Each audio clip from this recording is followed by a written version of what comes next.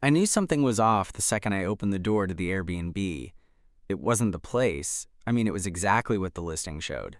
One bedroom, minimal decor, a small kitchen, a weirdly large plant by the sliding glass door. It even had that faint lemon cleaner smell that screamed, just cleaned by someone getting paid too little. But still, something felt off. Then I heard the water running. I froze. Was someone else here? I set my bag down slowly, listening. It was definitely the shower. I wasn't imagining it. I walked further inside, heart thumping, telling myself maybe the host just forgot to mention a shared bathroom or something. But no, this was a private listing. My name, my card, my weekend escape, and someone was in the damn shower. I knocked once on the bathroom door. Silence. Then, yeah? A voice. Deep, male, confused. I cleared my throat. Hi, sorry. I think I'm supposed to be staying here. I just checked in. More silence. Then the water shut off abruptly. The door opened a few seconds later, steam pouring out, and a guy stepped into view with only a towel wrapped low around his waist. His hair was wet, sticking to his forehead, and his skin was still beaded with water. My brain short-circuited. He blinked at me. Wait, you're not Jess? Nope, I'm, Eli. He ran a hand through his wet hair, pushing it back. Shit, I think we double booked. I nodded, trying to keep my eyes on his face. Seems like it. This was not how my quiet weekend was supposed to start. He stepped back, gesturing toward the hallway. Give me a sec. I'll throw something on. I turned around, heart still pounding, and walked toward the kitchen, trying to act normal while every cell in my body buzzed with confusion. And, okay, curiosity. When he came out a few minutes later, he was in a clean shirt and joggers, towel slung around his neck. He looked normal. Just a guy. Maybe late 20s like me. Broad shoulders, easy posture, a kind of tired smile. Sorry about that, he said, rubbing the towel over his head. I'm Nate. I shook his hand. Eli. We stood there awkwardly for a beat before he spoke again. So, this is either a horror movie setup or a hilarious rom-com disaster. I laughed, relieved he was taking it well. I'll take door number 2. We both checked our phones. Same address, same reservation dates. Both confirmed. Guess we both got screwed by the app, he said. I came in last night. Figured I'd get in early, beat traffic. I nodded. I drove in this morning. Just wanted a weekend out of the city. Unplug. Sleep. Maybe get drunk alone like a tragic indie character. He smirked. Same, except I already got drunk last night, so I'm ahead. We both laughed again. The tension broke a little. Then came the real question. There's only one bed, I said. He gave me a look. Yeah, I noticed. Neither of us said anything for a second. Then he shrugged. I don't snore. Neither do I. You want to flip a coin? I raised an eyebrow. To see who gets it. To see who has to sleep on the floor. We both laughed again. And just like that, the weirdness started to fade. He dug around in his backpack and came up with a coin. Call it! Heads, I said. He flipped. It hit the counter. Tails, he grinned. Guess I get the bed? Guess so. I wasn't mad. Honestly, I was too thrown to care. The whole situation felt surreal, like something that would never happen in real life. And yet, there we were. I'll make it up to you, he said. I'll cook dinner tonight. I brought stuff. You cook? He nodded. Used to work in a restaurant. Before I quit. Why'd you quit? He gave a small shrug. Long story. I didn't push, just nodded. He moved around the kitchen with ease, pulling things from his bag. Pasta, garlic, olive oil, tomatoes. He even had a tiny bottle of wine. You planned a romantic weekend for yourself? I asked, half teasing. He grinned. Don't judge my self-care routine. I watched him cook. the space filling with the smell of garlic and herbs. We talked while he moved between the stove and the counter. About work, life, what brought us both out to the middle of nowhere. He was easy to talk to, surprisingly easy. By the time dinner was ready, I felt like I'd known him longer than 2 hours. We ate at the little kitchen table, our knees brushing under the small surface. We drank wine, talked more. And then, inevitably, the conversation slowed. The air shifted. He looked at me. "So, you really okay with sleeping out here?" I nodded. "I've done worse." He hesitated. "Or we could share." I blinked. "The bed?" He nodded. "It's big. I won't try anything, I swear." I studied his face. He wasn't joking, but he wasn't trying to be weird either. It felt like an honest offer, and, God help me, I was tempted. I smiled. "All right, just no kicking." "No promises," he said. And that night we shared a bed, 2 strangers, 1 mistake, and something that felt like the beginning of a story I hadn't seen coming. I didn't expect to sleep. I tried. I curled up under the covers, on the far edge of the bed like some kind of polite hostage, determined not to even breathe in his direction. But the mattress wasn't that big, and Nate wasn't exactly tiny. His shoulder brushed mine almost immediately. Neither of us said anything. It was dark. The room was quiet except for the low hum of the ceiling fan and the occasional creak of the floorboards settling. I stared up at the ceiling, counting the blades as they spun, and then his voice broke the silence. "You awake?" I hesitated. "Yeah," a pause. "Sorry again for the bed thing. It's not a big deal." He turned a little, his weight shifting the mattress. "Still, I probably should have offered to take the floor. You cooked dinner. That was just penance." I smiled in the dark. "Well, then you're forgiven." We went quiet again. For a second, I thought he might have fallen asleep. But then I felt it, his foot brushing lightly against mine under the covers. Not by accident. It lingered. I didn't move. "Is this weird?" he asked quietly. "Only if you make it weird." He let out a soft breath that might have been a laugh. "Okay." Another pause. Then his voice again, slower this time. "You ever do something that felt like it wasn't supposed to happen, but also kind of felt right?" I turned my head slightly. "That's vague as hell." I know. He was facing me now. I could feel it. The weight of his stare, even in the dark. "I don't usually do this," he said.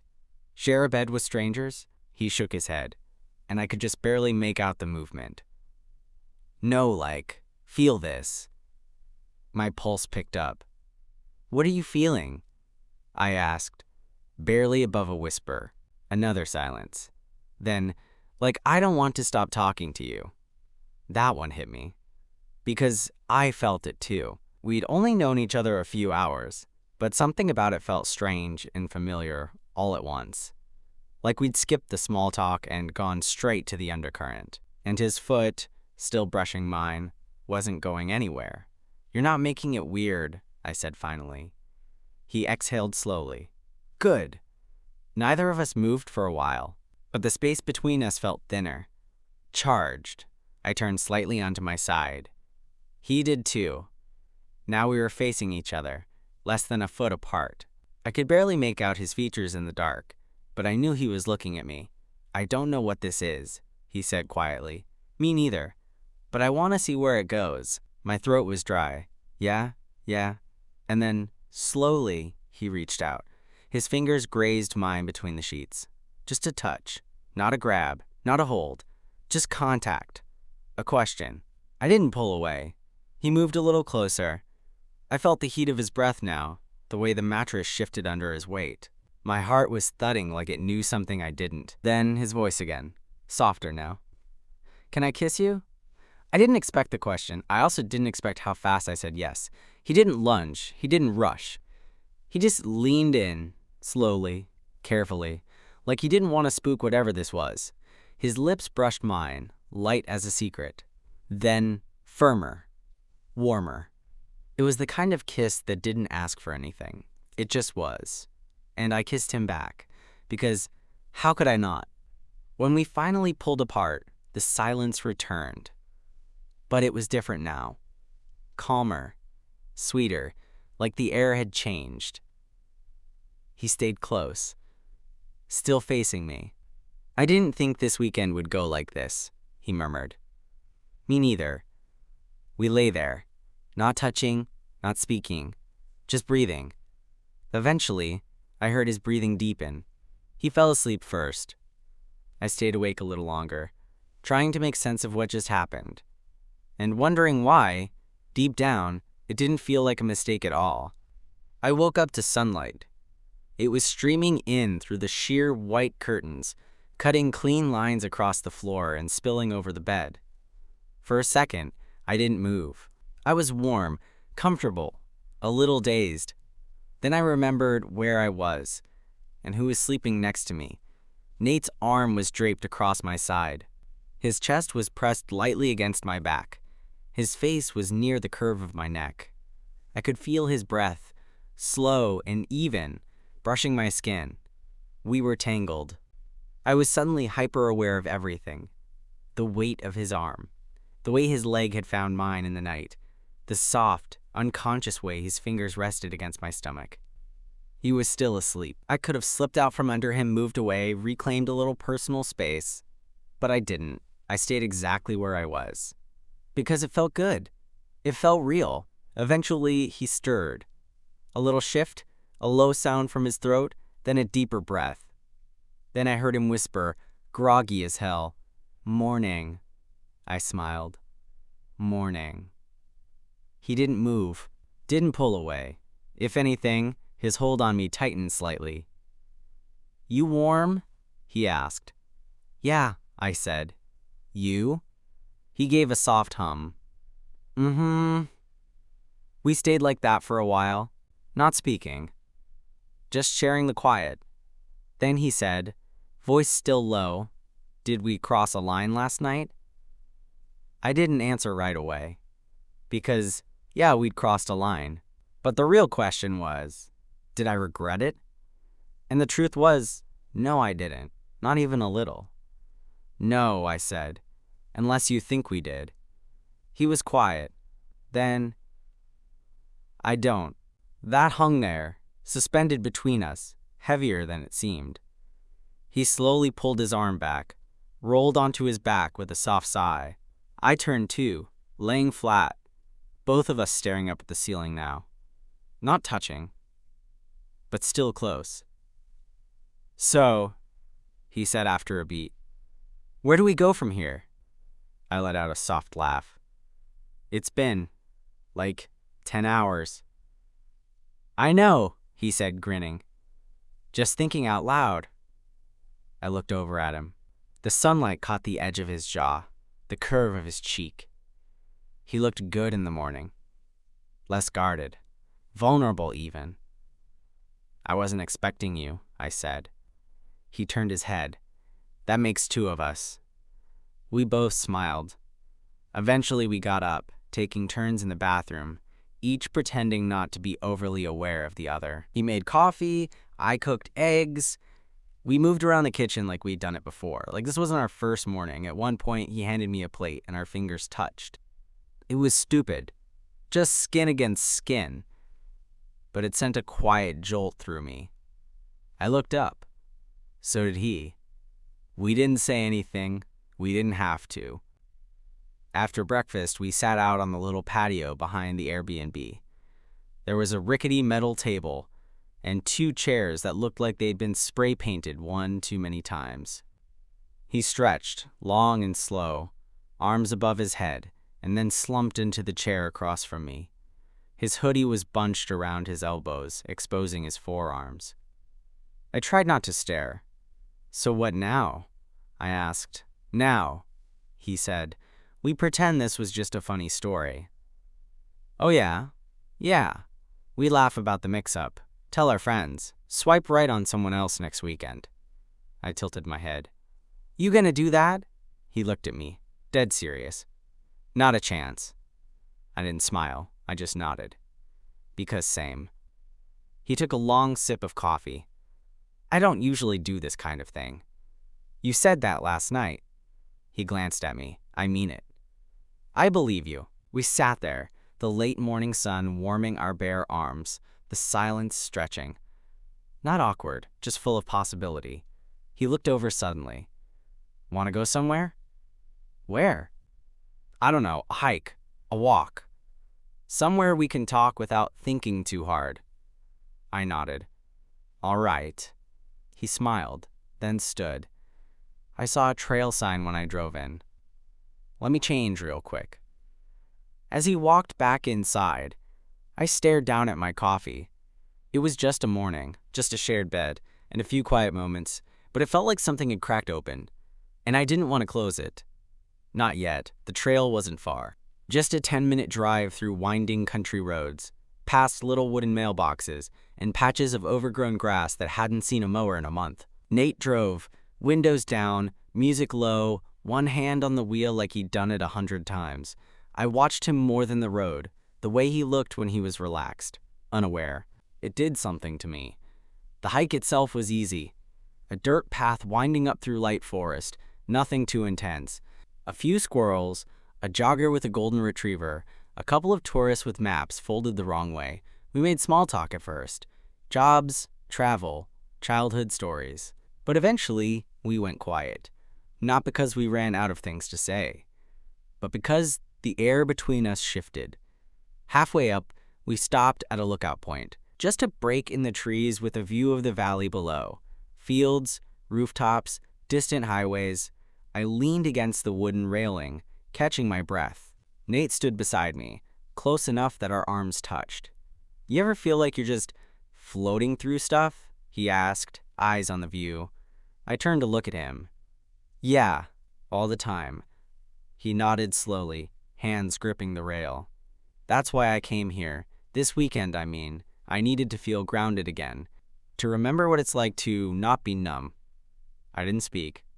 Just listened. He glanced over. Then you showed up. I smiled faintly. Sorry to ruin your solo journey. You didn't ruin it, he said, voice low. You made it something else. There was a beat of silence. Wind brushing through the leaves.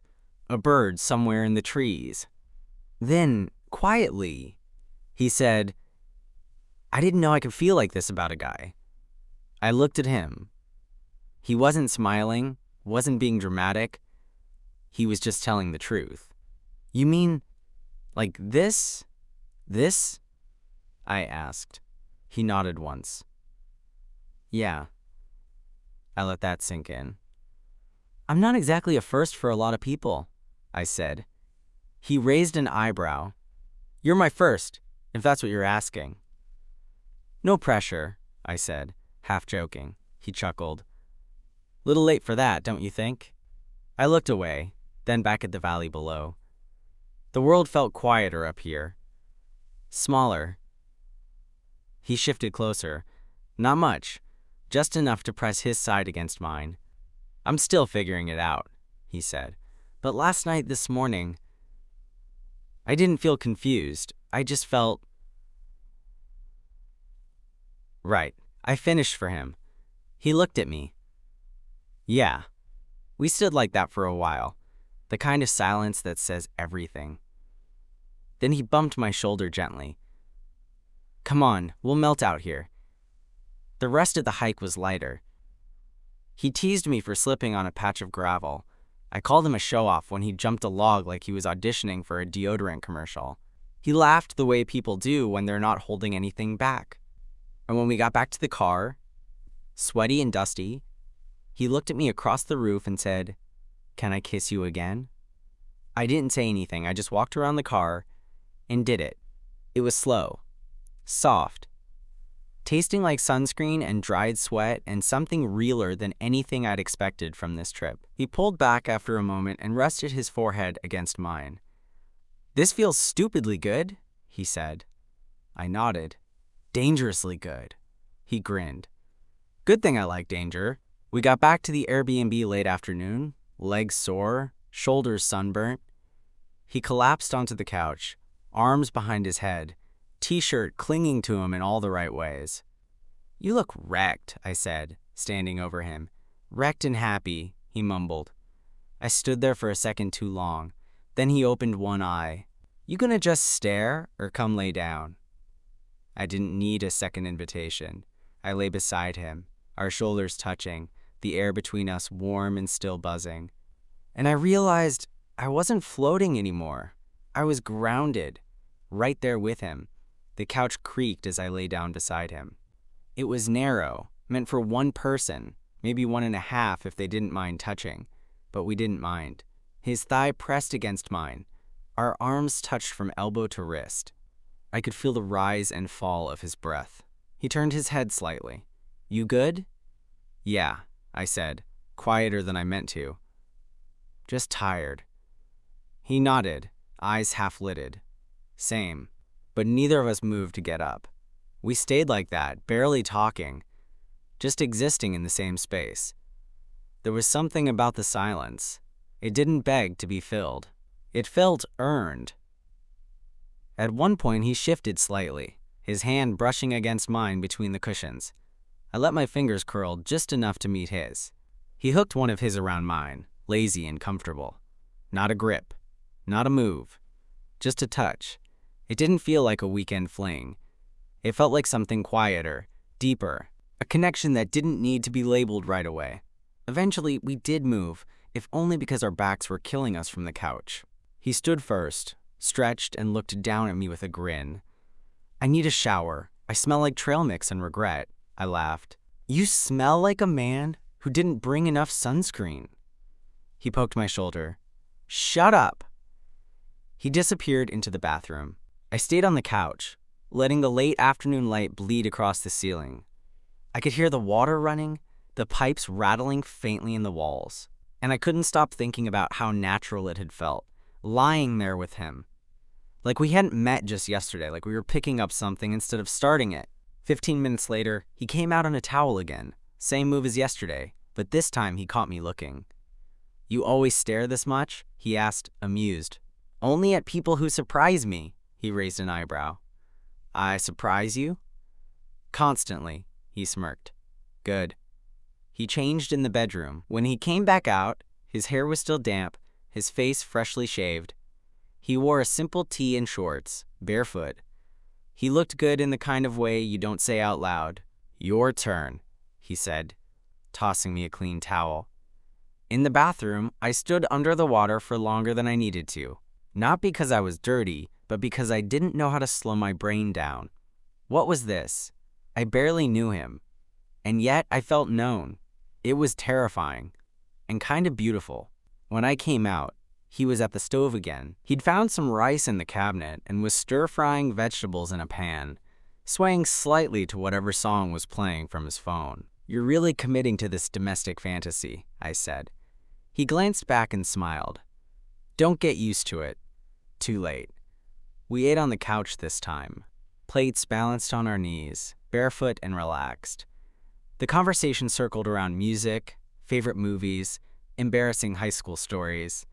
He told me about his first job at a hardware store and how he used to fake tool knowledge to flirt with guys he wasn't even sure he was into. I told him about the time I tried to come out to my mom but chickened out halfway through and just told her I was really into Lady Gaga. He laughed so hard he nearly dropped his fork. After we ate, we didn't move for a long time.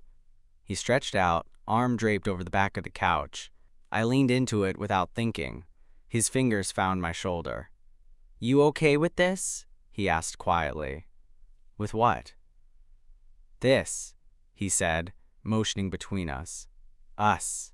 Whatever this is turning into." I thought for a second. Then I nodded. "Yeah, I am."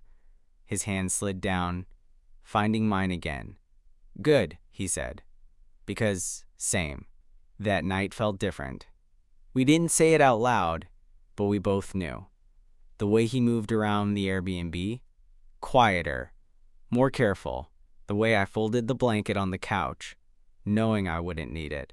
The way we both hovered near the bedroom door without really asking if we were sleeping in the same bed again. It was just understood. I brushed my teeth while he stood in the hallway, leaning against the frame like it was his house. He watched me, eyes soft, arms folded loosely across his chest. "I like this," he said suddenly. I looked at him in the mirror. "Brushing my teeth?" He smirked. "No, just this. All of it. Us." My heart did that stupid thing again. The little flutter like it was waking up from a long nap. "Me too," I said, and meant it. When I turned off the bathroom light and walked past him, he caught my hand. Didn't pull. Just held it, looked at me for a second like he was memorizing something. Then he followed me into the bedroom. We climbed under the covers without a word. The room was dim, shadows stretched across the walls. He lay on his back, arms behind his head. I lay on my side, facing him. "You tired?" I asked. "Not really." We were quiet for a while. Then he said, "I've never slept next to a guy 2 nights in a row." I smiled. "You think there's a merit badge for that?" He chuckled. "If there is, I want one." A few seconds passed. Then he added, more seriously, "You're the first guy I've kissed without it feeling like a dare." That stopped me. "You've kissed guys before?" I asked, surprised. "A couple. Drunk. Stupid. Always with an exit plan." "And with me?" He turned his head, looked at me. I don't want an exit plan. The way he said it, it wasn't a confession. It wasn't even that dramatic. It was just real. I reached out, ran a thumb along the edge of his hand where it rested near mine.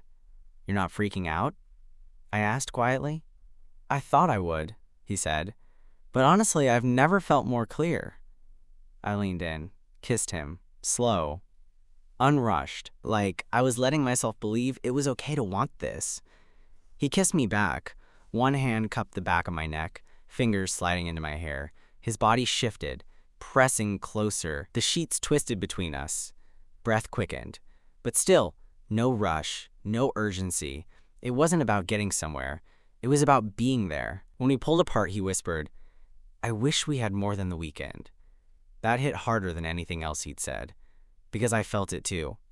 "You still live in the city?" I asked. He nodded. "Then maybe this doesn't have to end when we leave." He looked at me for a long moment, like he was trying to decide whether to believe me. Then he nodded, slow and certain. "Okay." We settled into the bed, his chest against my back, arms wrapping gently around my middle. His nose brushed the back of my neck. "You good?" he asked again. "Yeah," I murmured. But I wasn't just good. I was something I hadn't been in a long time. Hopeful. We didn't set an alarm. There was no schedule, no rush, just morning light pouring into the bedroom like it had been waiting for us to open our eyes. I woke up to warmth. Not the sun or the blankets, but him. Nate was still curled around me, arm heavy over my waist, chest pressed against my back, his breath slow and steady. He hadn't moved much. Neither had I. It didn't feel like a relationship. It didn't feel like some accidental weekend romance. It felt like something that had roots. Like we'd stumbled into the beginning of a story neither of us expected to write. I turned slowly to face him. He was half asleep, eyes still closed, hair a mess, mouth slightly open. Peaceful, unaware of how devastatingly beautiful he looked like that. I watched him for a minute before his eyes cracked open. "Mornin'," he said, voice low and scratchy. "Morning." He blinked slowly. "Still here?" "Still here." A pause. Then he smiled, and it was the kind of smile people give you when they realize you're not just a moment, you're a memory. We stayed in bed longer than we should have, talking, laughing, getting up only to make coffee and toast. I wore one of his t-shirts. He didn't seem to mind. By early afternoon, reality started creeping back in. Packing, tidying, emails, checkout instructions from the host. He folded the blanket on the couch like it hadn't held a single awkward night. I wiped down the counter, our breakfast dishes drying by the sink. It felt like we were undoing something too carefully built. "You heading straight back?" I asked. "Yeah. You?" I nodded. We stood in the middle of the living room then, facing each other like we weren't sure how to leave. "This doesn't have to end here, right?" he asked. "I don't want it to," I said. He reached for my hand, squeezed it once.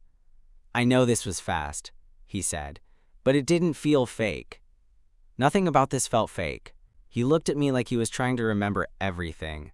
My face, my voice, the way I said his name last night when I kissed the corner of his mouth. "Can I text you tonight?" he asked. "You better." We lingered at the door longer than necessary.